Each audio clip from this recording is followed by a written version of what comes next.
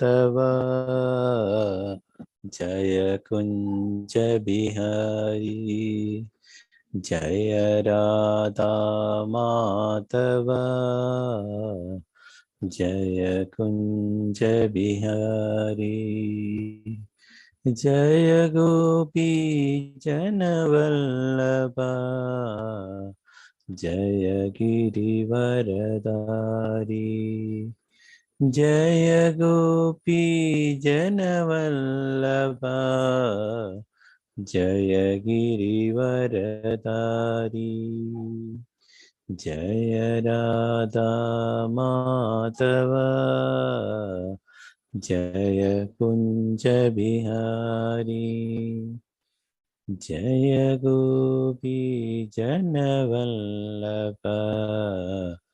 जय गिरिवरधारी यशोदनंदन व्रज जनरंजन यशोदनंदन व्रज जनरंजन यमुना तीरवनचारी जय कुंज बिहारी जय राधा माधव जय कुंज बिहारी जय राधा माधव जय कुंज बिहारी हरे कृष्णा कृष्ण कृष्ण हरे हरे हरे राम राम राम हरे हरे हरे कृष्णा कृष्ण कृष्ण हरे हरे हरे राम राम राम हरे हरे हरे कृष्णा कृष्ण कृष्ण हरे हरे हरे राम राम राम हरे हरे हरे कृष्णा कृष्ण कृष्ण हरे हरे हरे राम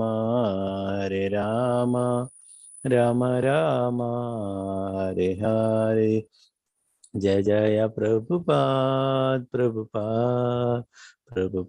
जय जय प्रभुपाद जय जय गुरुदेव जय जय गुरुदेव निताय गौर हरि बोल निताय गौर हरि बोल हरे कृष्ण श्रील प्रभुपाद की जय गुरु महाराज की जय निताय गौर प्रेमानंदे हरे हरि बोल ഹരേ കൃഷ്ണ ശ്രീ ശ്രീ രാധാ ഗോവിന്ദ മന്ദിർ ഇസ്കോൺ ബാംഗ്ലൂരുവിന്റെ ശ്രീമദ് ഭാഗവതം ക്ലാസ്സിലേക്ക് എല്ലാവർക്കും സ്വാഗതം. ഇന്ന് 1-ാം സ്കന്ധം അധ്യായം 3 ശ്ലോകം 23.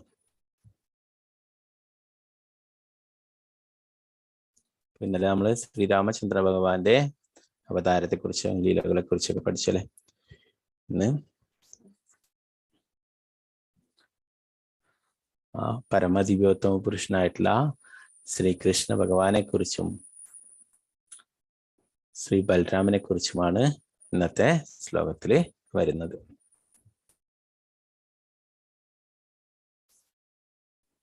ഓമജ്ഞാനതിമിരാന്ധസ്യ നനാഞ്ജനാശലാഘ്യ ചക്ഷുരുന്മീലിതം യേന തസ്മൈ ശ്രീഗുരുവേ നമഃ. ശ്രീചൈതന്യമനോഭീഷ്ടം സ്ഥാപിതം യേന ഭൂതലേ സ്വയം രൂപകഥാ മഹ്യം ദദാതി സ്വപദാന്തികം. വന്ദേഹം ശ്രീഗുരു ശ്രീയുതാപദകമലം ശ്രീഗുരു വൈഷ്ണവാംശ്ച ശ്രീരൂപം സകൃജാതം സഗണരഘുനാഥാന്വിതം തം സജീവം സാദ്വൈതം സാവധൂതം പരിജനസഹിതം കൃഷ്ണചൈതന്യദേവം ശ്രീരാധാ കൃഷ്ണപാദാം സഗണലളിതാം ശ്രീവിശാഖാന്വിതാം ച. ഹേ കൃഷ്ണ കരുണാ സിന്ധു ദീനബന്ധു ജഗത്പദേ ഗോപേശ ഗോപികാകാന്ത രാധാകാന്ത നമസ്തുതേ. തപ്തകാഞ്ചന ഗൗരാംഗീ രാധേ വൃന്ദാവനേശ്വരി ഋഷഭാനുസുതേ ദേവി പ്രണമാമി ഹരിപ്രിയേ.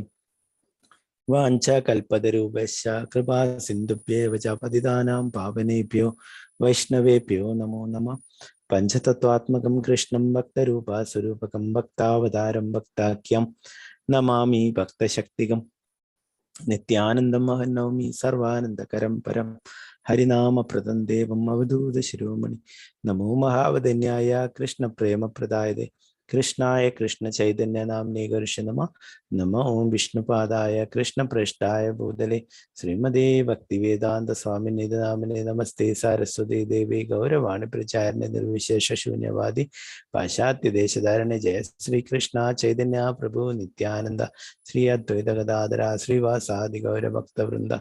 ഹരേ കൃഷ്ണ കൃഷ്ണ കൃഷ്ണ ഹരേ ഹരേ ഹരേ രാമ രാമ രാമ ഹരേ ഹരേ. ഗുരുവേ ഗൗരചന്ദ്രായ രാധികായ തദാലയ കൃഷ്ണായ കൃഷ്ണഭക്തായ തദ്ഭക്തായ നമോ നമഃ. श्री प्रभुपाद की जय, गुरु महाराज की जय, निताय गौर प्रेमानंद हरि बोल.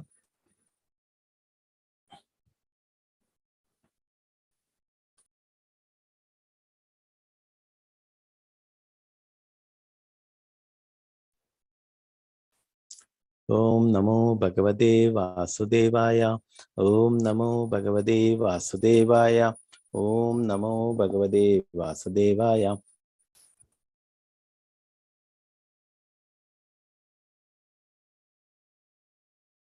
एकोनविंशे विंशतिमे वृषणीषु प्राप्य जन्मनि रामकृष्ण विधि भुवो भगवान् हरद्वरम्. एकोनविंशो विंशतिमे वृष्णीषु प्राप्य जन्मनि रामकृष्ण विधि भुवो भगवान् हरद्वरम्. എല്ലാവർക്കും അത് ചൊല്ലാം, ഞാൻ ചൊല്ലാം, ഏറ്റു ചൊല്ലിക്കോളൂ. പിന്നീട് ഓരോരോ ആൾക്കാർക്കായിട്ട് ചൊല്ലാം. ഓം നമോ ഭഗവതേ വാസുദേവായ.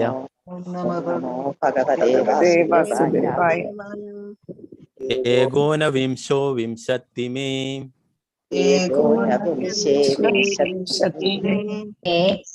വൃഷ്ണീഷു പ്രാപ്യ ജന്മനി രാമകൃഷ്ണ വിധി ഭുവോ ഭഗവാൻ ഹരദ്വരം. ഏകോനവിംശേ വിംശതിമേ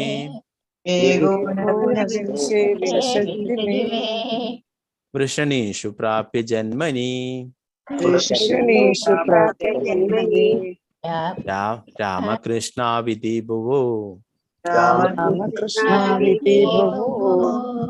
ഭഗവാൻ ഹരദ്വരം. ഹരേ കൃഷ്ണ. ഇനി ഓരോരോ ആൾക്കാർക്ക് താല്പര്യമുള്ളവർക്ക് ഓരോരോ ആൾക്കാർക്കായിട്ട് ചൊല്ലാം. കൈ ഉയർത്തിക്കോളൂ. ഹരേ കൃഷ്ണ. സുവർണ പ്രഭു മാതാജി, ഹരേ കൃഷ്ണ. ഹരേ കൃഷ്ണ പ്രഭു. ഓം നമോ ഭഗവതേ വാസുദേവായ. ഏകോനവിംശേ വിംശതിമേ വൃഷ്ണീഷു പ്രാപ്യ ജന്മനി രാമകൃഷ്ണ വിധി ഭുവോ ഭഗവാൻ ഹരദ്വരം. ഹരേ കൃഷ്ണ. ഹരേ കൃഷ്ണ.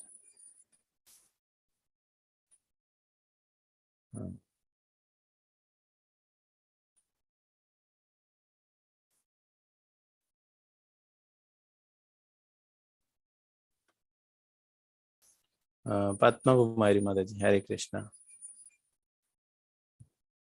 അൺമ്യൂട്ട് ചെയ്തോളൂ. ഹരേ കൃഷ്ണ പ്രഭുജേ. ഓം നമോ ഭഗവതേ വാസുദേവായ. ഏകോനവിംശേ വിംശതിമേ വൃഷണീഷു പ്രാപ്യ ജന്മനി രാമകൃഷ്ണ വിധി ഭുവോ ഭഗവാൻ ഹരദ്വരം. ഹരേ കൃഷ്ണ പ്രഭു. ഹരേ കൃഷ്ണ. മാലതി മാതാജി, ഹരേ കൃഷ്ണ. ഓം നമോ ഭഗവതേ വാസുദേവായ. ഏകോനവിംശേ വിംശതിമേ വൃഷണീഷു പ്രാപ്യ ജന്മനി രാമകൃഷ്ണ വിധി ഭുവോ ഭഗവാൻ ഹരദ്വരം. ഹരേ കൃഷ്ണ. ബിനി മാതാജി, ഹരേ കൃഷ്ണ.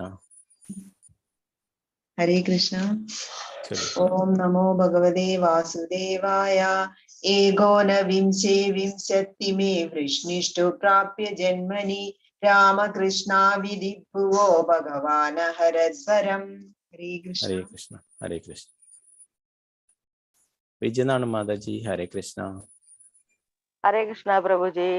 ओम नमो भगवते वासुदेवाय।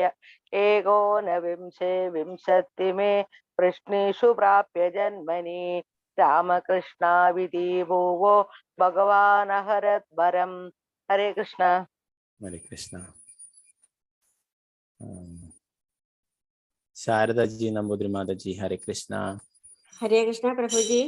चलिकोलो ओम नमो भगवते वासुदेवाय। एकोनविंशे विंशतिमे विषनिषु प्राप्य जन्मनि रामकृष्णा विधि भुवो भगवान् हरत्परम्। हरे कृष्ण। हरे कृष्ण हरे कृष्ण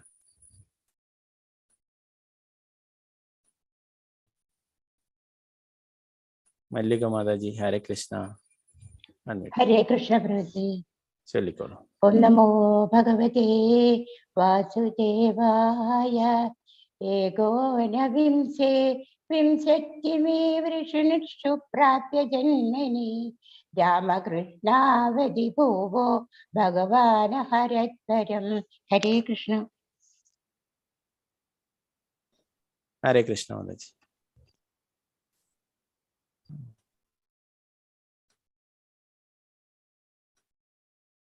रामचंद्र प्रभु हरे कृष्ण ओम नमो भगवते वासुदेवाय। एकोनविंशे विंशतिमे वृषणिषु प्राप्य जन्मनि रामकृष्णादिति भुवो भगवन् हरद्भरम्। हरे कृष्ण हरे कृष्ण वत्सल माता जी हरे कृष्ण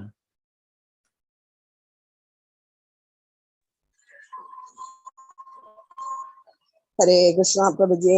हरे कृष्ण एकोनविंशे विंशतिमे रामकृष्णा विधि भुवो हरे भगवान् हरद्वरम्। रामकृष्णो विधि भुवो भगवान् हरद्वरम्। हरे कृष्ण अमिनी बालकृष्ण माता जी हरे कृष्ण मिनी माता जी हरे कृष्णा प्रभु जी। चलिकोलो ओम नमो भगवते वासुदेवाय। एकोनविंशे विंशतिमे वृषणिषु प्राप्य जन्मनि रामकृष्णा विधि भुवो भगवान् हरत्परम्। हरे कृष्णा हरे कृष्ण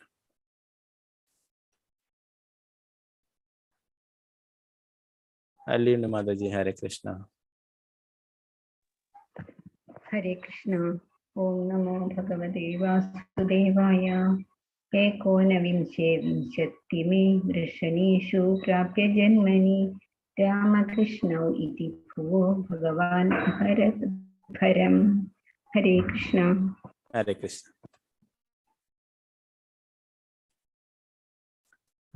सती देवी माता जी हरे कृष्ण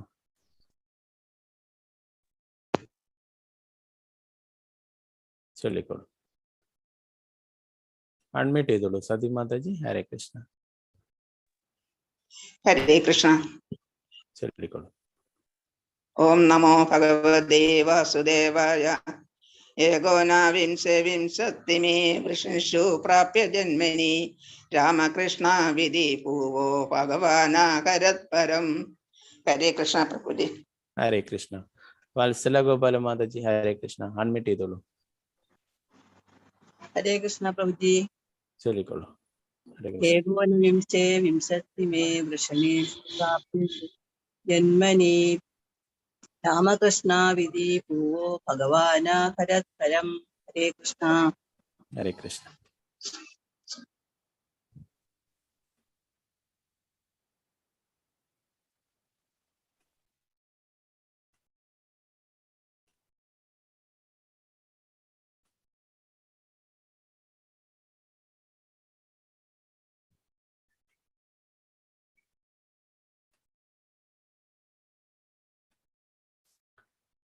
നമുക്കതിന്റെ പദാനുപദാർത്ഥം വിവർത്തനം ഭാവാർത്ഥം നോക്കാം.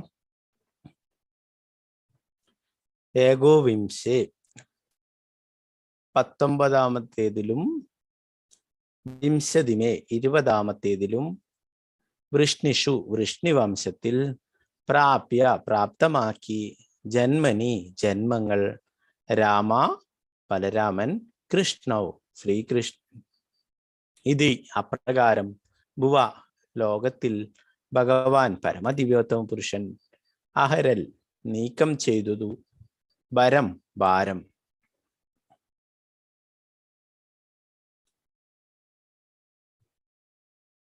വർത്തനം ഭാവാർത്ഥം എസ് ഭക്തി വേദാന്ത സ്വാമി ശ്രീല പ്രഭുപാദിക്ക് ജയ്. 19-ാമത്തെയും 20-ാമത്തെയും അവതാരത്തിൽ ഭഗവാൻ ബലരാമനായും ശ്രീകൃഷ്ണനായും വൃഷ്ണിവംശത്തിൽ അഥവാ യദുകുലത്തിൽ ജാതനായി പ്രപഞ്ചഭാരം ദൂരീകരിച്ചു. ഇവിടെ ഭഗവാന് എടുത്തു പറയുന്നു അല്ലെ. 19-ാമത്തെയും 20-ാമത്തെയും അവതാരത്തിൽ ഭഗവാൻ ബലരാമനായും ശ്രീകൃഷ്ണനായും വൃഷ്ണിവംശത്തിൽ അഥവാ യദുകുലത്തിൽ ജാതനായി പ്രപഞ്ചഭാരം ദൂരീകരിച്ചു. അപ്പൊ നമ്മൾ നേരത്തെ പഠിച്ചിട്ടുള്ള അവതാരങ്ങളൊക്കെ നമ്മൾ പഠിച്ചു. എന്താണ് ആ ഭഗവാനിൽ നിന്നും ബലരാമനിൽ നിന്ന് ചതുർവ്യൂഹങ്ങളിൽ നിന്ന് അങ്ങനെ ആ വരുന്ന അവതാരങ്ങളിൽ പുരുഷാവതാരങ്ങളെ കുറിച്ച് നമ്മൾ പഠിച്ചു അല്ലെ. കാരണോദകശായി വിഷ്ണു അല്ലെ. പിന്നീട് കാരണോദകശായി വിഷ്ണു തന്നെ ഗർഭോദകശായി വിഷ്ണുവായിട്ട് വരുന്നുണ്ട് അല്ലെ. പിന്നെ ക്ഷീരോദകശായി വിഷ്ണു അല്ലെ. നമ്മൾ അവസാനമായിട്ട് ആ ഗോലോക ചാർട്ടിലൊക്കെ കാണുകയുണ്ടായി. ക്ഷീരോദകശായി വിഷ്ണുവിൽ നിന്നാണ് പിന്നീട് വരുന്ന അവതാരങ്ങളൊക്കെ വരുന്നത് അല്ലെ. മന്വന്തര അവതാരങ്ങൾ, യുഗ അവതാരങ്ങൾ, ലീല അവതാരങ്ങൾ, ഇതൊക്കെ അല്ലെ. എന്നാൽ ഈ അവതാരങ്ങൾക്ക് വേറൊരു പ്രത്യേകതയുണ്ട്. ഇത് അങ്ങനെ ആ ക്ഷീരോദകശായി വിഷ്ണുവിൽ നിന്നല്ല ഈ അവതാരങ്ങൾ വരുന്നത്. ഭഗവാൻ തന്നെ നേരിട്ട് വരുന്നതാണ്. ഗോലോക വൃന്ദാവനത്തിലുള്ള ശ്രീകൃഷ്ണ ഭഗവാൻ പരമദിവ്യോത്തമ പുരുഷനായിട്ടുള്ള ശ്രീകൃഷ്ണ ഭഗവാൻ അതേ രൂപത്തില് ഇവിടേക്ക് വരുന്നതാണ്. ഇതിന്റെ ഭാവാർത്ഥം നമുക്ക് നോക്കാം.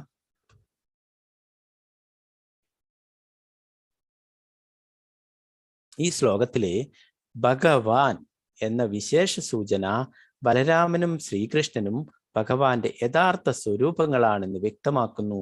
ഈ കാര്യത്തെക്കുറിച്ച് സുവ്യക്തമായി പിന്നീട് പ്രതിപാദിക്കുന്നുണ്ട്. ഈ അധ്യായ ആരംഭത്തിൽ പ്രസ്താവിച്ചതുപോലെ ശ്രീകൃഷ്ണ ഭഗവാൻ യഥാർത്ഥത്തിൽ പുരുഷ അവതാരമല്ല. ശ്രീകൃഷ്ണൻ സ്വയം യഥാർത്ഥ പരമദിവ്യോത്തമ പുരുഷനും ബലരാമൻ ഭഗവാന്റെ പ്രഥമ പൂർണ്ണ അധികാരമുള്ള പരിപൂർണ ആവിഷ്കൃത രൂപവുമാകുന്നു. ബലദേവനിൽ നിന്നും വാസുദേവൻ, സംകർഷ്ണൻ, പ്രത്യുഗ്നൻ, അനിരുദ്ധൻ എന്നിങ്ങനെ പ്രഥമ പൂർണ്ണ വിസ്തരണ വ്യൂഹങ്ങൾ ആരംഭിക്കുന്നു. ശ്രീകൃഷ്ണ ഭഗവാൻ വാസുദേവനായും ബലദേവൻ സംഘർഷനുമാകുന്നു. ഇവിടെ എന്താ പറയുന്നത്? ഭഗവാൻ എന്ന് ഈ ശ്ലോകത്തിൽ വിശേഷിപ്പിക്കുന്നു അല്ലെ. മറ്റ് നേരത്തെയുള്ള ശ്ലോകങ്ങളൊന്നും ഭഗവാൻ എന്ന് വിശേഷിപ്പിച്ചിട്ടില്ല. എന്താണ്? ആ പരമ ദിവ്യോത്തമ പുരുഷനായ ശ്രീകൃഷ്ണ ഭഗവാൻ നേരിട്ട് വരുന്നതാണ് ഇവിടെ അല്ലെ. മറ്റുള്ളതൊക്കെ ആ പുരുഷ അവതാരങ്ങളിൽ നിന്ന് വരുന്നതാണ് അല്ലെ. അപ്പൊ ഇവിടെ പറയുന്നു ശ്രീകൃഷ്ണ ഭഗവാൻ യഥാർത്ഥത്തിൽ പുരുഷ അവതാരമല്ല. അപ്പൊ നേരത്തെ ഉണ്ടായിട്ടുള്ള അവതാരങ്ങളൊക്കെ നമ്മൾ പഠിച്ചു പുരുഷ അവതാരങ്ങളാണ് അല്ലെ. പുരുഷ എന്താണ്? ആ കാരണോദകശായി, ഗർഭോദകശായി വിഷ്ണു, ക്ഷീരോദകശായി. ആ ക്ഷീരോദകശായി വിഷ്ണുവിൽ നിന്നാണ് പിന്നീടുള്ള എല്ലാ അവതാരങ്ങളും ഉള്ളതെന്ന് നമ്മൾ ഗോലോക ചാർട്ട് പഠിച്ചു അല്ലെ. അത് പ്രകാരമാണ് ഭഗവാന്റെ മന്വന്തര അവതാരം നമ്മൾ പഠിച്ചു, ലീല അവതാരം, ശക്തി ആവേശ അവതാരം. ഇതൊക്കെ ആ ക്ഷീരോദകശായി വിഷ്ണുവിൽ നിന്നും വരുന്ന അവതാരമാണ് അല്ലെ. യഥാർത്ഥത്തിൽ ഈ അവതാരങ്ങളൊക്കെ എവിടെയാണ്? ഭഗവാനിൽ നിന്ന് തന്നെയാണ്. എന്നാൽ ഇവിടെ ഭഗവാൻ നേരിട്ട് വരുന്നു, അവതാരിയായിട്ട് വരുന്നു. എല്ലാറ്റിന്റെയും സ്രോതസ് ശ്രീകൃഷ്ണ ഭഗവാനാണെന്ന് നമ്മൾ പഠിച്ചു അല്ലെ. ആ ശ്രീകൃഷ്ണ ഭഗവാൻ സ്വയം വരുന്നതാണ് ഈ ശ്ലോകത്തിലൂടെ നമുക്ക് മനസ്സിലാക്കാനായിട്ട് കാണുന്നത്. അവിടെ പറയുന്നു ശ്രീകൃഷ്ണ ഭഗവാൻ യഥാർത്ഥത്തിൽ പുരുഷ അവതാരമല്ല. ശ്രീകൃഷ്ണൻ സ്വയം യഥാർത്ഥ പരമദിവ്യോത്തമ വിഷ്ണു, ബലരാമൻ അതേ ഭഗവാന്റെ പ്രഥമ പൂർണ്ണാധികാരമുള്ള പരിപൂർണ ആവിഷ്കൃത രൂപമെന്നല്ലേ നമ്മൾ ഗോലോക ചാർട്ടിൽ പഠിച്ചു. ശ്രീകൃഷ്ണ ഭഗവാനിൽ നിന്നും ആദ്യമായിട്ടുണ്ടാവുന്ന വിസ്തരണം അതാരാണ്? ബലരാമനാണ് അല്ലെ. ബലരാമനിൽ നിന്നാണ് പിന്നീട് 4 ചതുർവ്യൂഹങ്ങൾ ഉണ്ടാകുന്നത്. പ്രത്യുപ്ന, അനിരുദ്ധ, സംഘർഷണ, വാസുദേവ എന്നുള്ളത് അല്ലെ. പിന്നീട് ആ സംഘർഷനിൽ നിന്നാണ് നാരായണൻ ഉണ്ടാവുന്നത് അല്ലെ.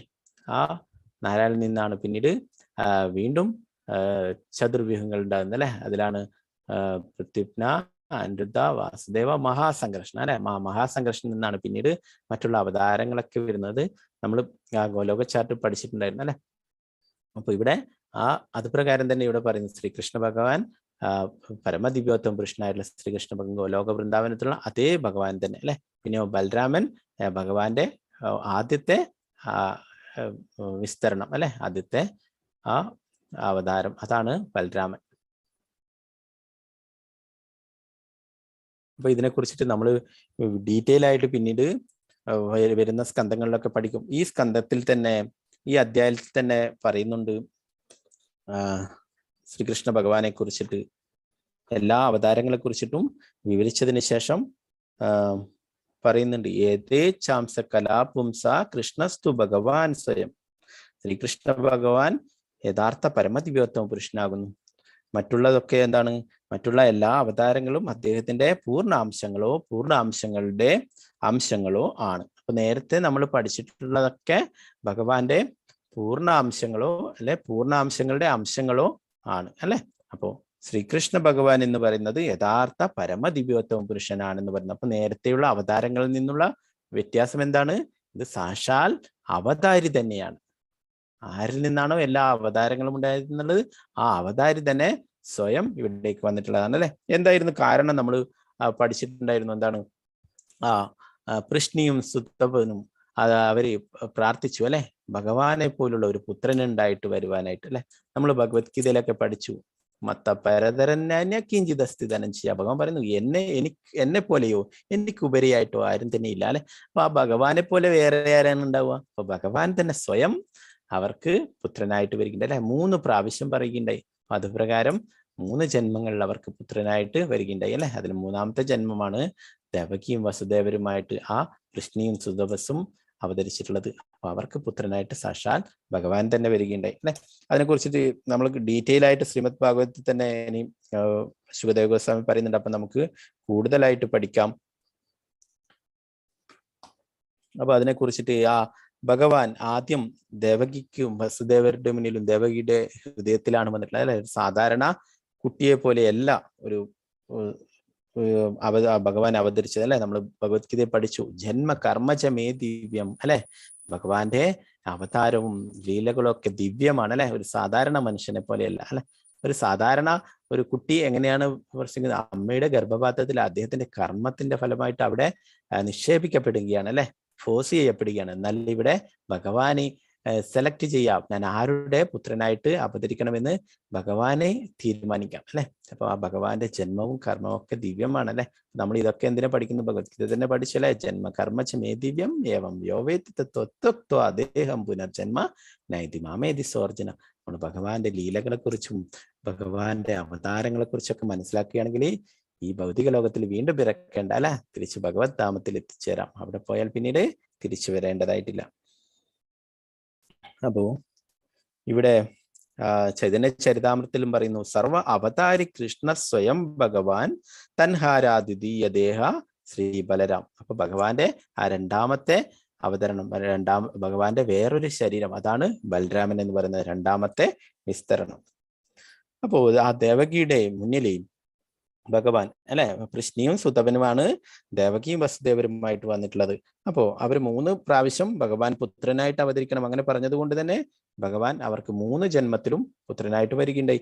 അപ്പോ ആ ശ്രീമദ് ഭാഗവത്തിൽ അതിനെക്കുറിച്ച് 10:3:30 പറയുന്നുണ്ട്. ആ ദേവകി മാതാവ് ഭഗവാനോട് പറയുന്നു, ചതുർഭുജ രൂപത്തിലാണ് വന്നിട്ടുള്ളത്, 4 കൈകളുടെ രൂപത്തിലാണ് അവർക്ക് പ്രത്യക്ഷനായിട്ടുള്ളത്. ആദ്യം ദേവകിയുടെ ഹൃദയത്തിൽ വന്നു, പിന്നീട് വസുദേവരുടെ ഹൃദയത്തിലേക്കും എത്തുകയുണ്ടായി. അല്ലാതെ ഒരു സാധാരണ ആള് ഗർഭം ധരിക്കുന്നത് പോലെ ഗർഭം ധരിച്ചല്ല, ഒരു മനുഷ്യ കുഞ്ഞിനെ പ്രസവിക്കുന്ന പോലെയല്ല പ്രസവിച്ചിട്ടുള്ളത്. ഭഗവാൻ ആ 4 കൈകളുടെ രൂപത്തോടെയാണ്. അപ്പോൾ അവിടെ ദേവകി മാതാവ് പറയുന്നു, ഉപസംഹം വിശ്വാത്മൻ അതോരൂപാമലൗകികം ശംഖചക്ര ഗദാ പത്മ ശ്രിയാജുഷ്ടം ചതുർഭുജം.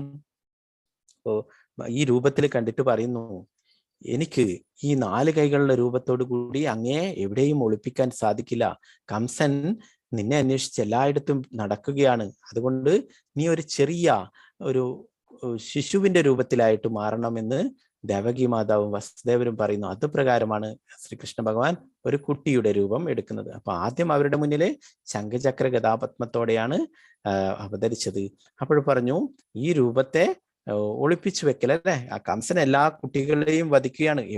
എവിടെയാണ് കുട്ടി ജനിച്ചിട്ടുള്ളതെന്ന് പരതിക്കൊണ്ട് എല്ലാ പുതുതായിട്ട് ജനിക്കുന്ന എല്ലാ കുട്ടികളെയും കംസൻ വധിക്കുന്നു. കംസന്റെ അനുയായികളെയൊക്കെ അയച്ചിട്ട് അവരെയൊക്കെ പിടിച്ചുകൊണ്ടുവരുന്നല്ലേ. അപ്പോ ഇവിടെ വസുദേവരും വാക്കു കൊടുത്തിട്ടുണ്ടായിരുന്നു അല്ലെ, പിറക്കുന്ന എല്ലാ കുട്ടികളെയും നിങ്ങളുടെ മുന്നിൽ കൊണ്ടുതരാമെന്ന് പറഞ്ഞിട്ടുണ്ടായിരുന്നു അല്ലെ. അപ്പൊ ഈ കുട്ടിയെ ഒളിപ്പിക്കണ്ടെങ്കിൽ ചെറിയ കുട്ടിയുടെ രൂപത്തിലാവണം അല്ലെ, അല്ലാതെ ഈ 4 കൈകളുടെ രൂപത്തോടെ ഒളിപ്പിച്ചു വെക്കാൻ സാധിക്കില്ല. അതുകൊണ്ട് ആ ദേവകിയുടെ പ്രാർത്ഥന പ്രകാരം ഭഗവാൻ വീണ്ടും ഒരു ചെറിയ ശിശുവായിട്ട് മാറുകയുണ്ടായി.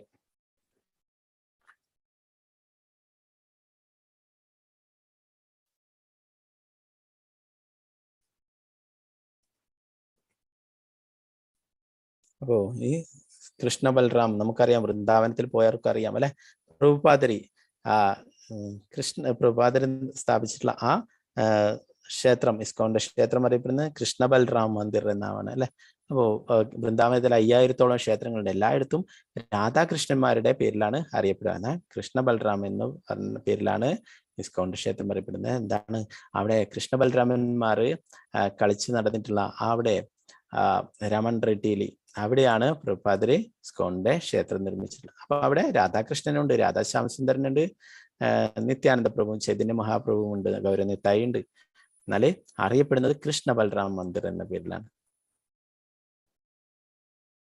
നമുക്ക് ആ ശ്രീകൃഷ്ണ ഭഗവാനെയും ബൽറാമിനെയും പ്രണമിക്കുന്ന ഒരു മന്ത്രമുണ്ട്. അപ്പൊ അത് നമുക്ക് നോക്കാം. അവരുടെ ആ രൂപത്തെക്കുറിച്ചും അവരുടെ വർണ്ണത്തെക്കുറിച്ചൊക്കെ വിവരിക്കുന്നത്. അപ്പൊ ഞാനത് ചൊല്ലാം, നമുക്കൊക്കെ ഏറ്റു ചൊല്ലാം. അപ്പോ കൃഷ്ണനെയും ബൽറാമിനെയും സ്തുതിക്കുന്ന മന്ത്രമാണ്. അപ്പൊ നമ്മൾ കൃഷ്ണ ബൽറാം മന്ദിറിലൊക്കെ പോയി കഴിഞ്ഞാൽ ഈ പ്രണാമ മന്ത്രം ചൊല്ലുന്നത് നല്ലതാണ്. ഉയർന്ന വൈഷ്ണവരിൽ നിന്ന് കേട്ടിട്ടുള്ളതാണ് ഈ മന്ത്രം. എല്ലാവരെയും അൺമ്യൂട്ട് ചെയ്യുന്നുണ്ട്. ഞാൻ ചൊല്ലിയതിനു ശേഷം നിങ്ങൾക്കൊക്കെ ഏറ്റു ചൊല്ലാം. ഹരേ കൃഷ്ണ. സ്ക്രീനിൽ കാണിക്കില്ല, ഞാനിത് ചൊല്ലാം, അപ്പോഴേ ഏറ്റു ചൊല്ലിക്കോളൂ, ശ്രദ്ധിച്ച് കേട്ടോളൂ. ജലധര ശശിവർണോ ഗോപവേഷോ കിശോരോ സഹചരഗണവൃന്ദേ ക്രീഡമാണോ വ്രജേഷു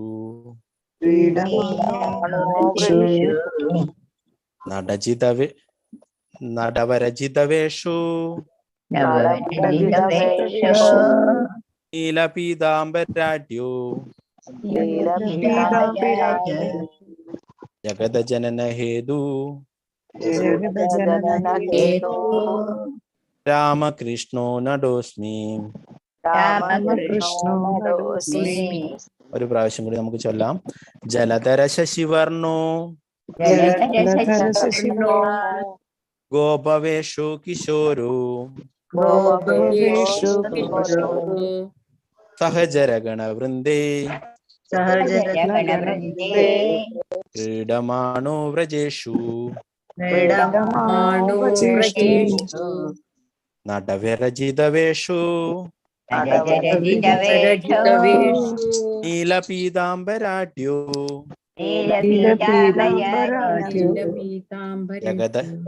ജഗദജനന ഹേതു രാമകൃഷ്ണോ നടോസ്മി. ഹരേ കൃഷ്ണ. Thank U.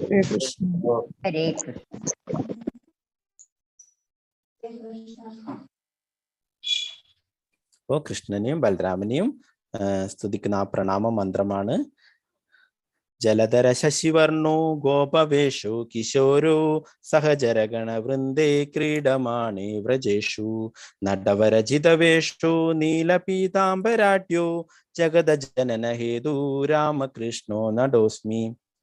അതിന്റെ അർത്ഥം നമുക്ക് നോക്കാം.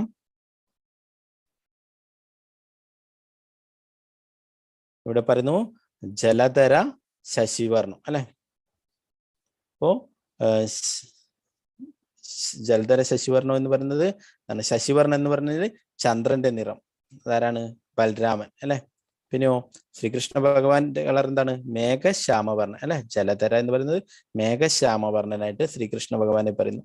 പിന്നെ ഗോപവേഷോ കിശോരോ, ഗോപന്മാരുടെ വേഷം ധരിച്ചിട്ടുള്ള കിശോരപ്രായത്തിലുള്ള കുട്ടികൾ. സഹചര ഗണവൃന്ദേ, കൂട്ടുകാരും എത്തിയിട്ട് എന്ന്. ക്രീഡമാണോ വ്രജേഷു, വ്രജത്തിൽ പലതരത്തിലുള്ള ലീലകളിൽ ഏർപ്പെടുന്നു, കളികളിൽ ഏർപ്പെട്ടുകൊണ്ട്. നടവര ജിതവേഷു, നല്ല നർത്തകരെ പോലെയും. നീല പീതാംബരാട്യു, നീല വസ്ത്രമണിഞ്ഞ് ബലരാമനും മഞ്ഞ വസ്ത്രമണിഞ്ഞ് ശ്രീകൃഷ്ണനും. പിന്നെയോ ജഗത ജനനഹേതു രാമകൃഷ്ണ നടോസ്മി, എല്ലാ ജീവജാലങ്ങളുടെയും ഉറവിടമായ ശ്രീകൃഷ്ണനെയും ബലരാമനെയും ഞാൻ പ്രണമിക്കുന്നു. അപ്പൊ ഇവിടെ പറയുന്നത് ശ്രീകൃഷ്ണ ഭഗവാൻ ആ മേഘശ്യാമവർണ്ണത്തിലും പിന്നെ ചന്ദ്രന്റെ നിറത്തിലും ഗോപന്മാരുടെ വേഷം ധരിച്ചിട്ട് കിശോരപ്രായത്തിലുള്ള യുവാക്കളായിട്ടുള്ള, കിശോരം എന്ന് പറയുന്ന യുവത്വത്തോടു കൂടിയ പ്രായത്തിലുള്ള കുട്ടികൾ കൂട്ടുകാരും എത്തിയിട്ട് വൃന്ദാവനത്തിൽ പലതരത്തിലുള്ള ലീലകളിൽ ഏർപ്പെട്ടുകൊണ്ട് നല്ല നർത്തകരെ പോലെ അണിഞ്ഞൊരുങ്ങി, നീല വസ്ത്രം അണിഞ്ഞിട്ട് ബലരാമനും മഞ്ഞ വസ്ത്രം അണിഞ്ഞ് ശ്രീകൃഷ്ണനും, എല്ലാ ജീവജാലങ്ങളുടെയും ഉറവിടമായ അവരെ ഞാൻ പ്രണമിക്കുന്നു, ശ്രീകൃഷ്ണനെയും ബലരാമനെയും പ്രണമിക്കുന്നു എന്നുള്ള ആ മന്ത്രമാണ് പ്രണാമ മന്ത്രം. അപ്പോ ഭഗവാന്റെ ലീലകളെ കുറിച്ചിട്ടൊക്കെ ശ്രീമദ് ഭാഗവതം ദശമസ്കന്ധം പൂർണ്ണമായിട്ടുമുണ്ട് അല്ലെ. അപ്പോ അതില് കൂടുതലായിട്ട് ഇവിടെ ഞാൻ വിവരിക്കുന്നില്ല. എന്താണെന്ന് വെച്ച് കഴിഞ്ഞാല് ഭഗവാന്റെ ലീലകളൊക്കെ അതീന്ദ്രിയമായിട്ടുള്ളതാണ് അല്ലെ. അപ്പൊ നമുക്ക് അതില് കൂടുതൽ വിശ്വാസം വരേണ്ടി. പ്രഭുപാദർ പറയുന്നു ഓരോരോ സ്കന്ധങ്ങളായിട്ട് നമ്മൾ പഠിച്ചിട്ട് വരണം, എന്നാലേ നമ്മൾ ആദ്യം ഭഗവാനെ കുറിച്ച് പൂർണ്ണമായിട്ടും മനസ്സിലാക്കാം. എന്നാലേ ആണ് ഭഗവാന്റെ ലീലകളെ കുറിച്ച് പൂർണ്ണമായിട്ടും നമുക്കത് ഉൾക്കൊള്ളാൻ സാധിക്കും. പ്രത്യേകിച്ചും രാസലീലയെ പോലുള്ള ഒക്കെ അല്ലെ. എന്നാൽ ഇന്ന് കാണാം എന്താണ് ധനസമ്പാദനത്തിനൊക്കെ ആയിട്ട് ഇങ്ങനെയുള്ള കഥകളൊക്കെ നടത്തുന്നവരൊക്കെ അവരാദ്യം ഭഗവാന്റെ രാസ നൃത്തത്തിലേക്കൊക്കെയാണ് പോവുക അല്ലെ. എന്താണ് അത് സാധാരണ ജനങ്ങളെ തെറ്റിദ്ധരിക്കാനായിട്ടുള്ള ഇടയാക്കും. എന്താണ് അവരൊരു സാധാരണ ഈ ഭൗതിക ലോകത്ത് നടക്കുന്ന കാര്യങ്ങളെ പോലെ അതുമായിട്ട് കമ്പയർ ചെയ്യും അല്ലെ. അപ്പൊ അത് ഒരിക്കലുമല്ല. ഭഗവാന്റെ ലീലകളൊക്കെ ദിവ്യമാണ്, അതീന്ദ്രിയമായിട്ടുള്ളതാണ്. അത് ഈ ഭൗതിക ലോകത്തിലുള്ള ലീലകളുമായിട്ട് ഒരിക്കലും താരതമ്യം ചെയ്യാൻ പാടില്ല അല്ലെ. അപ്പൊ ഇവിടെ നമുക്ക് കാണാം ശ്രീകൃഷ്ണ ഭഗവാൻ ആരാണ്? പരമദിവ്യോത്തമ പുരുഷനാണ് അല്ലെ. അപ്പോ ആ ശ്രീകൃഷ്ണ ഭഗവാന്റെ സേവകനായിട്ടാണ് ബലരാമൻ വരുന്നത്. അപ്പോൾ ഇവിടെ 5 രസത്തിലും ഭഗവാന് സേവനങ്ങൾ ചെയ്തിട്ടുണ്ടായിരുന്നു ബലരാമൻ. ഒന്ന് ശാന്തരസത്തിലെ അനന്തശേഷനായിട്ടും ഭഗവാന്റെ ആഭരണങ്ങളായിട്ടും ഭഗവാന്റെ വസ്ത്രങ്ങളായിട്ടും മറ്റു ഭഗവാന്റെ എല്ലാ ഉപയോഗിക്കുന്ന സാധനങ്ങളൊക്കെ ആയിട്ട്. അപ്പൊ ബലരാമൻ ആരാണ്? ആദി ഗുരുവാണ് അല്ലെ. നിത്യാനന്ദ പ്രഭു, നമ്മുടെ ഈ കലിയുഗത്തിലെ നിത്യാനന്ദ പ്രഭുവാണ് ബലരാമനായിട്ട് അവതരിച്ചിട്ടുള്ളത് അല്ലെ. ആ നിത്യാനന്ദ പ്രഭുവാണ് ഗുരുതത്വം എന്ന് പറയുന്നത്. അപ്പൊ ബലരാമൻ എന്ന് പറയുന്നത് ഗുരുതത്വമാണ്, എല്ലാ ഗുരുക്കന്മാരുടെയും ആദി ഗുരുവാണ്. അപ്പൊ എല്ലാ നമ്മുടെ ആത്മീയമായിട്ടുള്ള എല്ലാ ശക്തിയും ലഭിക്കുന്നത് ബലരാമനിൽ നിന്നാണ്, അഥവാ നിത്യാനന്ദ പ്രഭുവിൽ നിന്നാണ്. പിന്നെ രണ്ടാമതായിട്ട് ദാസ്യം. ശ്രീകൃഷ്ണ ഭഗവാൻ അവിടെ കളിച്ചിട്ടും മറ്റു പശുക്കളൊക്കെ മേച്ചിട്ട് തളർന്ന് കിടക്കുമ്പോൾ അവിടെ ബലരാമൻ ശ്രീകൃഷ്ണ ഭഗവാന് പാദസേവനങ്ങളൊക്കെ ചെയ്യും, മറ്റുള്ള സേവനങ്ങളൊക്കെ ചെയ്തു കൊടുക്കും. പിന്നെ സാഖ്യം, സുഹൃത്തുക്കളും മറ്റുള്ളവരൊക്കെ ആയിട്ട് കളിക്കുമ്പോൾ ബലരാമനും ഒന്നിച്ച് തന്നെ സുഹൃത്തായിട്ട് എപ്പോഴും ഉണ്ടാവും അല്ലെ. പിന്നെ വാത്സല്യം, ഒരു മൂത്ത സഹോദരൻ എന്ന നിലയിൽ എപ്പോഴും സംരക്ഷിക്കാനായിട്ട്, എപ്പോഴും യാതൊരു ആപത്തിലും പെടാത്ത സംരക്ഷിക്കാനായിട്ട് എപ്പോഴും ബലരാമൻ ആ ഒരു മൂത്ത ജ്യേഷ്ഠൻ എന്ന രീതിയിൽ എപ്പോഴും കൂടെ തന്നെ ഉണ്ടായിരുന്നു വാത്സല്യ രസത്തില്. പിന്നെ മാധുര്യ രസത്തിലും അനഘമഞ്ജരിയായിട്ടും ബലരാമൻ വിസ്തരണം ചെയ്യുകയുണ്ടായി. അപ്പോ ആ അനഘമഞ്ജരിയായിട്ട് മാധുര്യ രസത്തിലും ഭഗവാന് സേവനങ്ങൾ ചെയ്തിട്ടുണ്ട്. അപ്പൊ ആ ഭഗവാൻ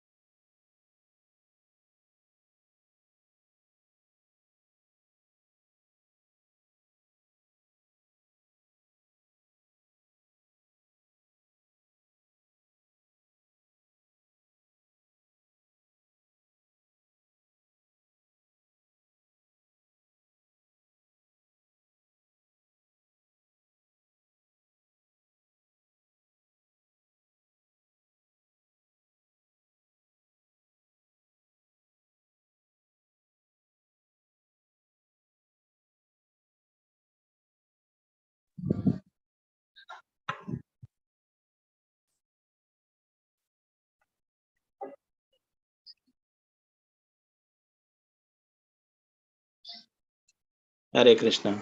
ചെറിയ നെറ്റ്വർക്കിന്റെ പ്രശ്നം വന്നിട്ടാണ്, പവർ പോയിട്ടാണ് അത്. സോറി, ക്ഷമ ചോദിക്കുന്നു.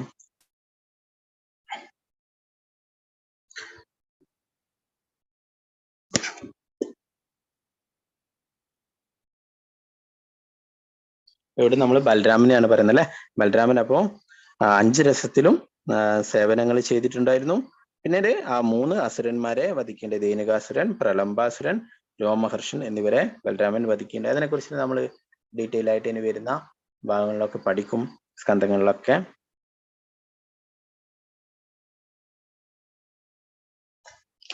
പിന്നെ ഭഗവാൻ അനേകം അസുരന്മാരെ വധിച്ചിട്ടുണ്ട് അല്ലെ. അതൊക്കെ നമുക്ക് കൂടുതൽ വിശദമായിട്ട് 10ാമത്തെ സ്കന്ധത്തിലൊക്കെ വളരെ മനോഹരമായിട്ട് വിവരിക്കുന്നുണ്ട്. അപ്പൊ നമുക്ക് കൂടുതലായിട്ട് അതിൽ കേൾക്കാം. ഞാനൊരു ചുരുക്കിയിട്ട് ഞാൻ പറയാം. എന്താണ് ബലരാം ആദ്യമായിട്ട് ഭഗവാനെ വധിക്കാനായിട്ട് വന്നിട്ടുള്ളത് പൂതനയായിരുന്നു അല്ലെ. പൂതനയാണ്.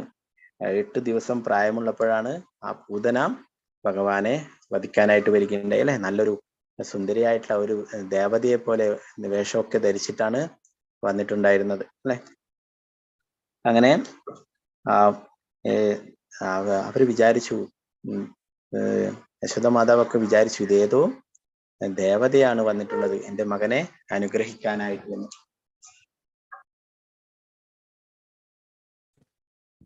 തന്റെ മകനെ അനുഗ്രഹിക്കാനായിട്ട് ദേവത വന്നതാണെന്ന് വെച്ചിട്ട് അവരെ അകത്തേക്ക് കടത്തി വിടുകയുണ്ടായി അല്ലെ. എന്നാല് അവിടെ പോയിട്ട് ആ ഭഗവാനെ പാല് നൽകുകയും അല്ലെ, അങ്ങനെ വിഷം ചേർത്തിട്ടുള്ള അല്ലെ, ആ സ്ഥലത്തിലൊക്കെ വിഷം പുരട്ടിയിട്ടാണ് വന്നിട്ടുണ്ടായിരുന്നത് അല്ലെ. അപ്പൊ ആ ഭഗവാൻ കണ്ണടച്ചുകൊണ്ട് കിടക്കുകയുണ്ടായി. ഭഗവാൻ ആലോചിച്ചു, എന്ത് ഭാഗ്യം ചെയ്തിട്ടാണ് ഇവൾ പൂതന എൻ്റെ അടുത്തേക്ക് എത്തിയിട്ടുള്ളത് എന്ന്. അപ്പൊ യഥാർത്ഥത്തിൽ പൂതന കഴിഞ്ഞ ജന്മത്തില് ആ ബലി മഹാരാജാവിന്റെ മക്കളായിട്ടുള്ള രത്നമാലയായിരുന്നു അല്ലെ. അപ്പോ അവിടെ വാമനദേവനായിട്ട് അവതരിച്ചത്, വാമനദേവന്റെ അവതാരത്തെ കുറിച്ച് നമ്മൾ മുന്നേ പഠിച്ചല്ലേ.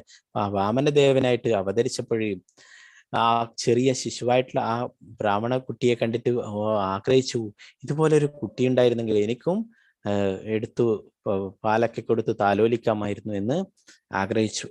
പിന്നീടാണ് ആ വാമനമൂർത്തി വലുതായിട്ട് വളർന്നിട്ട് ആ 3 ലോകങ്ങളും അളന്നെടുക്കുകയുണ്ടായത് അല്ലെ. അപ്പോൾ വിചാരിച്ചു, ഇങ്ങനെ ഒരു കുട്ടി ഉണ്ടായിരുന്നെങ്കിൽ ഞാൻ അതിനെ വിഷം കൊടുത്ത് കൊന്നേനെ. അപ്പോ ആ രത്നമാലയുടെ ആഗ്രഹം അല്ലെ, അതാണ് പറയുന്നത്, നമ്മൾ കൂടുതൽ ആഗ്രഹങ്ങളൊന്നും വെച്ചിട്ട് പിന്നെ ഇവിടുന്ന് ഈ ശരീരം ഉപേക്ഷിച്ച് പോയത് എന്താണ്, വീണ്ടും നമ്മൾ ഇവിടെ പിറക്കേണ്ടി വരും ആ ആഗ്രഹങ്ങൾ പൂർത്തീകരിക്കാനായിട്ട് അല്ലെ. അപ്പൊ ആ രത്നമാലയുടെ ആഗ്രഹങ്ങൾ പൂർത്തീകരിക്കാനായിട്ട് ഭഗവാൻ അവസരം കൊടുക്കുകയുണ്ടായി. അപ്പൊ അതുകൊണ്ടാണ് ആ രത്നമാലയാണ് പൂതനയായിട്ട് പിന്നീട് അവതരിച്ചത്. അപ്പോ ആ ഭഗവാന് പാല് കൊടുക്കാനായിട്ട് ആഗ്രഹിച്ചല്ലേ. അപ്പൊ അതുപ്രകാരം പാല് കൊടുത്തു. എന്നാലേ ഭഗവാനെ വധിക്കാൻ ആർക്കും സാധിക്കില്ല അല്ലെ. അപ്പോ ആ പൂതനയെ ഭഗവാൻ വധിക്കുകയുണ്ടായി. ആ ഭഗവാൻ ആ പൂതനയുടെ പാല് കുടിച്ചുകൊണ്ട് ആ പൂതനയെ പിന്നെ വിട്ടില്ലെന്നാ പറയുന്നത്. പൂതന എത്ര ഫെടഞ്ഞ് മാറാൻ നോക്കിയിട്ടും ഭഗവാൻ ആ പിടി വിട്ടില്ല എന്ന് പറഞ്ഞു. അപ്പൊ പറയും, എന്താണ് നമ്മുടെ ഉയർന്ന വൈഷ്ണവരൊക്കെ പറയും, അതുപോലെയാണ് ഭഗവാൻ ഒരിക്കലേ നമ്മളെ പിടിച്ചു കഴിഞ്ഞാല് പിന്നെ വിടില്ല അല്ലെ. നമ്മളായിട്ട് പിടിവിടിവിച്ച് ഓടാൻ നോക്കാതിരുന്നാൽ മതി. അപ്പൊ ഭഗവാന്റെ എല്ലാ സംരക്ഷണവും ഭഗവാന്റെ ഭക്തന്മാർക്ക് ഉണ്ടാവും അല്ലെ. അപ്പൊ ആ പൂതനക്ക് എന്താണ് കൊടുത്തിട്ടുള്ളത്? ഭഗവാൻ അമ്മയുടെ സ്ഥാനം നൽകി, എന്താണ് സേവനം ചെയ്തു ഭഗവാനെ പാല് നൽകിയിട്ടുണ്ടായി അല്ലെ. അപ്പോ പാല് നൽകി കഴിയേണ്ടത് തന്നെ അമ്മയുടെ സ്ഥാനം നൽകിയിട്ട് മോക്ഷം നൽകി ആ പൂതനയ്ക്ക്. അപ്പോ ആ പൂതന എത്ര ഭാഗ്യം ചെയ്തവളാണെന്ന് പറയുന്നു. എന്താണ്, ആ ഭഗവാനെ സേവനം ചെയ്യാൻ സാധിച്ചു അല്ലെ. ഒരു അമ്മയുടെ പദവിയും ലഭിക്കേണ്ട, അമ്മയുടെ സ്ഥാനം നൽകിയിട്ട് മോക്ഷപ്രാപ്തിയും നൽകിയിട്ടുണ്ടായിരുന്നു. അതിനെക്കുറിച്ച് ശ്രീമദ് ഭാഗവതത്തിൽ അഹോഭഗീയം സ്തനകാളകൂടം എന്ന് പറഞ്ഞിട്ട് ഒരു ശ്ലോകം തന്നെയുണ്ട്. ആ ശുകദേവ ഗോസ്വാമി പറയുന്നു, ഇത്ര ഭാഗ്യം ചെയ്തവളാണ് അവൾ. വിഷം പുരട്ടിയ പാല് കൊടുക്കാൻ നോക്കിയിട്ടും അവൾക്ക് അമ്മയുടെ സ്ഥാനം നൽകിയിട്ട് ഭഗവാൻ മോക്ഷം നൽകിയുണ്ടായി. പിന്നീട് ഭഗവാനെ ആക്രമിക്കാനായിട്ട് വരുന്നത് ഇതൊക്കെ കംസൻ അയക്കുന്നതായിരുന്നു. അപ്പോ ആ പൂതന അകാസുരന്റെയും ബകാസുരന്റെയും ഒക്കെ സഹോദരിയാണ്. അതുകൊണ്ട് ബഗി എന്നും പറയും. അതാണ് അഹോബഗീയം എന്ന് പറയുന്നത്. ബഗി എന്നും പൂതനയെ വിളിക്കും. അപ്പൊ ഭഗവാൻ ആ പൂതനയെ ഇല്ലാതാക്കിയത് എന്താണ്? ചുണ്ടുകൊണ്ട് തന്നെ അല്ലെ. പിന്നെ ശകടാസുരൻ വരികയുണ്ടായി. അവിടെ ഒരു കാളവണ്ടിയുടെ രൂപത്തിലുള്ള ഒരു അത് അങ്ങനെ ഉള്ള രൂപത്തിലായിരുന്നു ശകടാസുരൻ വന്നിട്ടുണ്ടായിരുന്നു. അപ്പോ ഭഗവാൻ ആദ്യമായിട്ട് കുട്ടി മറഞ്ഞു കിടക്കുക അല്ലെ, മറിഞ്ഞു കിടക്കുന്നത് അതൊക്കെ ആഘോഷമായിട്ട് ആണ് നടത്തുക അല്ലെ. അപ്പോ ഭഗവാൻ ആദ്യമായിട്ട് എന്താ പറയാ, ആ മറിഞ്ഞു കിടന്നപ്പോഴ് നന്ദ മഹാരാജാവും യശോദാമ്മയൊക്കെ കുറെ എല്ലാവരെയും വിളിച്ചു വരുത്തി എല്ലാവർക്കും സമ്മാനങ്ങളൊക്കെ നൽകിയിട്ടുണ്ടായി. അപ്പോൾ ആ വണ്ടിയുടെ മുകളെയായിട്ട് ഭഗവാനെ കിടത്തി ആ ഇതിന്റെ തേരിന്റെ മുകളിലായിട്ട്, തൊട്ടിലിന്റെ മുകളിലായിട്ട് കുറെ ധാന്യങ്ങളും ഇതൊക്കെ സൂക്ഷിച്ചിട്ടുണ്ടായിരുന്നു.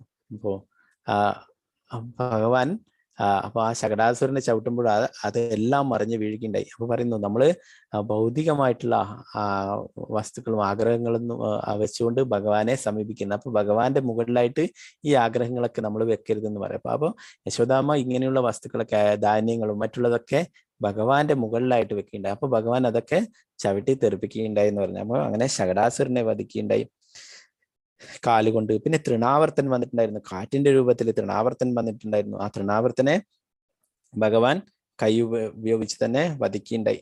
കാറ്റിന്റെ രൂപത്തിൽ വന്നിട്ട് ഭഗവാനെ എടുത്തുകൊണ്ട് പോവുകയുണ്ടായി അല്ലെ. ഭഗവാൻ അവിടെ മുഴുവൻ കണ്ട് കറങ്ങിയിട്ട് തിരിച്ച് അവിടേക്ക് തന്നെ തൃണാവർത്തന് കൊണ്ടുവെക്കേണ്ടതായിട്ട് എന്താണ്, ഭഗവാന്റെ ഭാരം കൂടി വന്നു. ഭഗവാൻ അത്രയും ഭാരമുള്ളതായി മാറിയപ്പോൾ തൃണാവർത്തന് വീണ്ടും എടുത്തെടുത്ത് തന്നെ കൊണ്ടുവെക്കേണ്ടതായിരുന്നു. അങ്ങനെ ഭഗവാൻ ഒരു ചെറിയ ടൂറൊക്കെ അടിച്ചിട്ട് അവിടേക്ക് തന്നെ വരികയുണ്ടായി. പിന്നെ അഗാസുരൻ പാമ്പിന്റെ രൂപത്തിലാണ് വന്നിട്ടുണ്ടായിരുന്നത്. കൂട്ടുകാരുമൊത്തിട്ട് കളിക്കുന്ന അവസരത്തിൽ കൂട്ടുകാരൊക്കെ ആ വലിയ ഗുഹ പോലെ ആ വായ പൊളന്നപ്പോൾ എല്ലാവരും ആ വായ്ക്കുള്ളിലേക്ക് പോവുകയുണ്ടായി. ശ്രീകൃഷ്ണ ഭഗവാനെ ഉള്ളിലേക്ക് വിളിച്ചു, വാ വരൂ ഇവിടെ കളിക്കാം എന്നൊക്കെ പറഞ്ഞിട്ട് അങ്ങനെ ആ പാമ്പിന്റെ വായിലേക്ക് പോവുകയുണ്ട്. അങ്ങനെ ആ അഗാസുരൻ, പാമ്പിന്റെ രൂപത്തിലുള്ള അഗാസുരനെയും വധിക്കുകയുണ്ടായി. പിന്നെ ബഗാസുരനായിട്ട് വന്നു. ഭഗൻ ഒരു പക്ഷിയുടെ രൂപത്തിലാണ് വന്നിട്ടുണ്ടായിരുന്നത്. ആ വലിയൊരു പക്ഷിയുടെ രൂപത്തിൽ വന്നിട്ട് ആ വായ പിളർന്നുകൊണ്ട് അതുപോലെ തന്നെ ആ കൂട്ടുകാരെയും ഗോപന്മാരെയും ഭഗവാനെയൊക്കെ വധിക്കാനായി ശ്രമിക്കുകയുണ്ടായി. അങ്ങനെ അതിന്റെ ആ കൊക്ക് പിളർന്നിട്ട് ഭഗവാൻ അതിനെയും വധിക്കുകയുണ്ടായി. പിന്നെ കേശി എന്ന അസുരൻ ഉണ്ടായി. കേശി ഒരു കുതിരയുടെ രൂപത്തില് ഭഗവാനെ വധിക്കാനായിട്ട് വന്നിട്ടുണ്ടായിരുന്നു. അതിനെയും ആ കുതിരയെയും കൈ മുഷ്ടി ചുരുട്ടിക്കൊണ്ട് അതിനെയും വധിക്കുകയുണ്ടായി. പിന്നെ കംസൻ, മുഷ്ടിക, ചാണൂര എന്ന അസുരന്മാർ വന്നിട്ടുണ്ടായിരുന്നു അല്ലെ, അവരെയും വധിക്കുകയുണ്ടായി. പിന്നെ കംസനെ തന്നെ വധിക്കുകയുണ്ടായി അല്ലെ. കംസനെയും ആ മുടിക്കുത്തിൽ പിടിച്ചുകൊണ്ട് വധിക്കേണ്ടത്. ദേവകി മാതാവിനെ എങ്ങനെയാണോ ദ്രോഹിക്കാൻ നോക്കിയിട്ടുള്ളത് അല്ലെ, ദേവകി മാതാവിനെ മുടിക്കുത്തിൽ പിടിച്ചിട്ട് വലിച്ചു വെച്ചല്ലേ, അപ്പൊ അതുപ്രകാരം തന്നെ ആ കംസനെയും മുടിക്കുത്തിൽ പിടിച്ചുകൊണ്ട് വധിക്കുകയുണ്ടായി. ഭഗവാൻ ഒരാളെയാണ് കൊല്ലാതെ വിട്ടിട്ടുണ്ടായിരുന്നത്. ആരെയാണത്? ആർക്കറിയാ? ഭഗവാൻ ഈ വന്നുള്ള അസുരന്മാരെയൊക്കെ വധിച്ചിട്ടുണ്ടായിരുന്നു. ഒരാളെയാണ് കൊല്ലാതെ വിട്ടിട്ടുണ്ടായിരുന്നു. ആർക്കറിയാ? കൈ ഉയർത്തിയാൽ മതി. ഒരാളെ, ഗോപന്മാരെയും പശുക്കളെയും എല്ലാറ്റിനെയും ദ്രോഹിച്ച ഒരാളെ മാത്രം ഭഗവാൻ മാപ്പ് കൊടുത്തിട്ട് വിടുകയുണ്ടായി. ആരാണത്? എല്ലാവരെയും അൺമ്യൂട്ട് ചെയ്തിട്ടുണ്ട്. ഓക്കെ, അൺമ്യൂട്ട് ചെയ്തിട്ടുണ്ട്. പറയാം, ഒരു മിനിറ്റ്.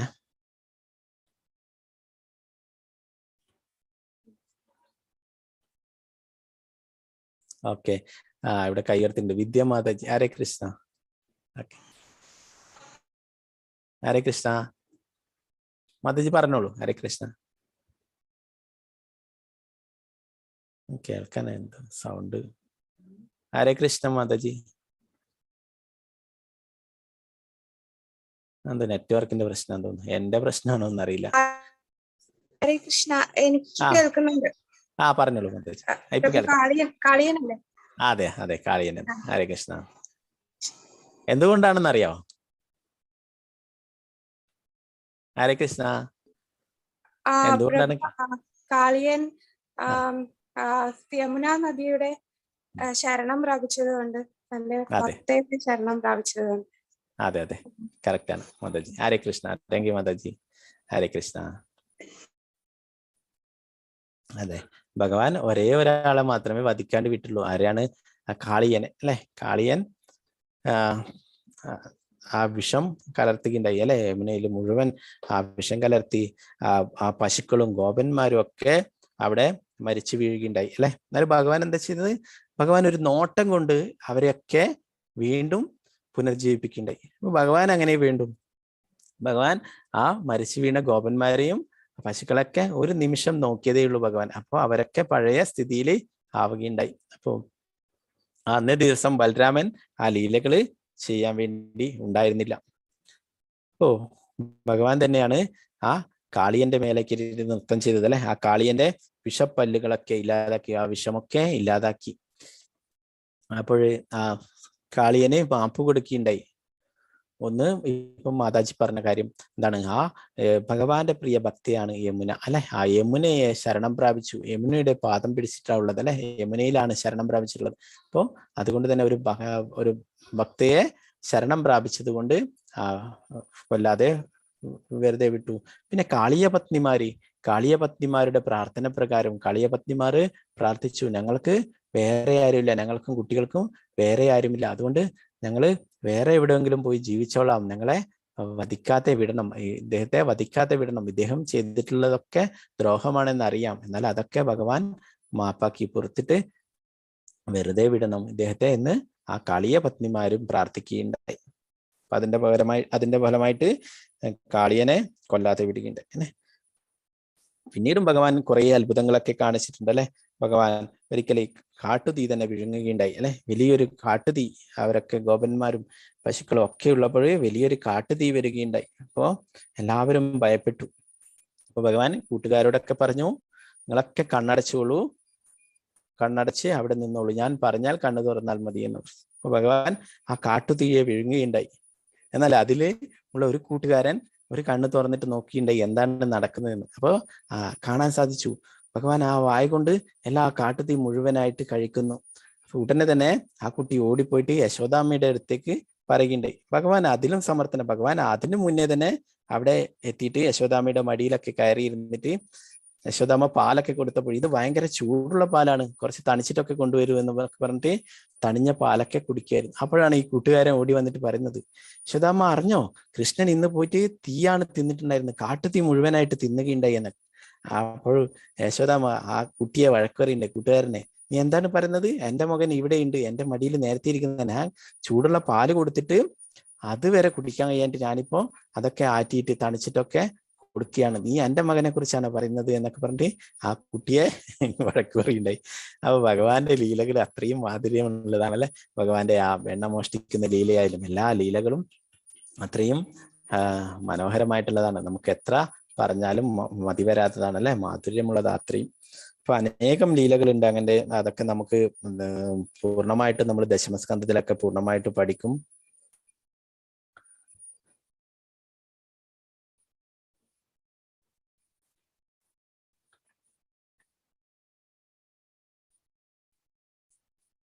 അപ്പൊ ഇവിടെ നമ്മൾ മനസ്സിലാക്കേണ്ട ഒരു കാര്യം, മറ്റുള്ള അവതാരങ്ങളിൽ നിന്നൊക്കെ വ്യത്യസ്തമാണ് ഇവിടെ പരാമർശിച്ചിട്ടുള്ളത് അല്ലെ. എന്തുകൊണ്ടാണ്? അത് സ്വയം അവതാരി തന്നെയാണ്. അവതാരി എന്ന് പറയുമ്പോൾ എല്ലാ അവതാരങ്ങളുടെയും പ്രഭവസ്ഥാനം, ഉത്ഭവ കേന്ദ്രം അതാണ് ശ്രീകൃഷ്ണ ഭഗവാൻ അല്ലെ. അതേ ശ്രീകൃഷ്ണ ഭഗവാൻ തന്നെയാണ് ഇവിടെ ദേവകിയുടെയും വസുദേവരുടെയും ആഗ്രഹപ്രകാരം ഇവിടെ അവതരിച്ചിട്ടുള്ളത്. ഇപ്പോ അതിനോടനുബന്ധിച്ച് തന്നെ ധാരാളം ലീലകളൊക്കെ ഉണ്ട്. അതുകൊണ്ടാണ് പറയുന്നത് ഭഗവാന്റെ ജന്മവും കർമ്മവും അല്ലെ, ജന്മകർമ്മജമേ ദിവ്യം, ഭഗവാന്റെ അവതാരങ്ങളും ലീലകളൊക്കെ അത്രയും ദിവ്യമായിട്ടുള്ളതാണ് അല്ലെ. കുറെ സീക്രട്ട് ആയിട്ടുള്ള വേറെയും കാര്യങ്ങളൊക്കെ ഉണ്ട്. അപ്പൊ അതൊക്കെ നമുക്ക് കൂടുതൽ പിന്നീട് പഠിക്കാം. എന്താണ് കൂടുതൽ ഇനി വരുന്ന ക്ലാസ്സുകളിലൊക്കെ നമുക്കത് ചർച്ച ചെയ്യാം. ഹരേ കൃഷ്ണ. ഹരേ കൃഷ്ണ ഹരേ കൃഷ്ണ കൃഷ്ണ കൃഷ്ണ ഹരേ ഹരേ, ഹരേ രാമ രാമ രാമ ഹരേ ഹരേ. അപ്പൊ ചാറ്റില് ഇപ്പൊ ചൊല്ലിയിട്ടുള്ള കൃഷ്ണ ബലറാമിന്റെ പ്രണാമ മന്ത്രം ചാറ്റിൽ ഇട്ടിട്ടുണ്ട്. അപ്പൊ നിങ്ങൾക്ക് അത് എഴുതിയെടുക്കുക അല്ലെങ്കിൽ സ്ക്രീൻഷോട്ട് എടുക്കുക, അങ്ങനെയും ചെയ്യാം.